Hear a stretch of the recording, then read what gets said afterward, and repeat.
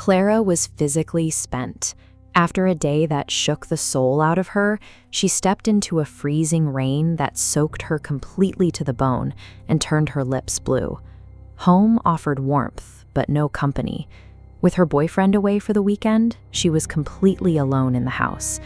The power was out, leaving the rooms pitch black. She fumbled through the pantry for candles, eventually finding enough to provide a dim, flickering light for the bathroom. The transition from the biting cold outside to the stillness of the dark bathroom caused her internal systems to slow. In this quiet, her extreme exhaustion began to override her awareness. She sank into the hot water, the scent of garden roses filling the air. Her muscles finally began to unknot as the heat radiated through her body. The relief was so heavy that she dozed off, leaving the tap running as the tub continued to fill. While she remained motionless, the water level rose steadily. The quiet sound of the stream began to mask the rising danger as the water reached the tub. She had inadvertently created a scenario where her body was sinking deeper into a tub that was now overflowing, bringing her closer to drowning with every quiet breath. A slippery sensation on her arm broke through her sleep. Suddenly, she felt a sharp shove against her back, forcing her eyes open. The tub was no longer filled with bubbles.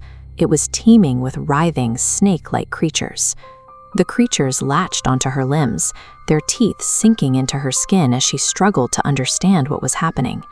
She looked down to see the water darkening, turning a deep red as the attack continued. Taking all her strength, she fought against the weight of her own body and the monsters, eventually hauling herself over the side of the bath. This burst of movement was a forced response to the threat. By generating a shock of adrenaline, her brain compelled her muscles to move before she could inhale the rising water. Clara collapsed on the floor, shivering and clutching a towel to hide the bites she expected to find on her skin. After a few moments, she forced herself to look back at the bathtub. The tub was empty of snakes.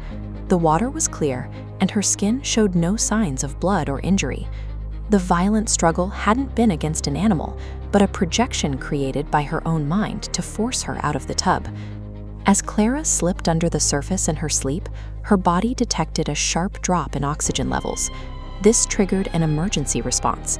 When the oxygen meter dropped, the amygdala sent a distress signal to wake the host. Her brain used imagery to provoke a reaction, flooding her system with adrenaline to force her limbs to move. The hallucinations were tied to her environment. The rising water felt like skin, and the pressure of being submerged was interpreted as bites. The event was a biological defense. Her brain used a manufactured threat to ensure she didn't stop breathing. If her mind hadn't conjured that nightmare, she likely would have continued to sleep as the water filled her lungs. The experience left her with a lasting fear of sleeping in a bathroom, yet she recognizes that the event is the only reason she is still alive.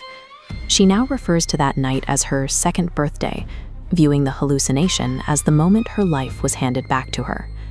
The brain's ability to create horror is a primal survival tool. When the body is too exhausted to sense danger, the mind creates a nightmare to force it to wake up.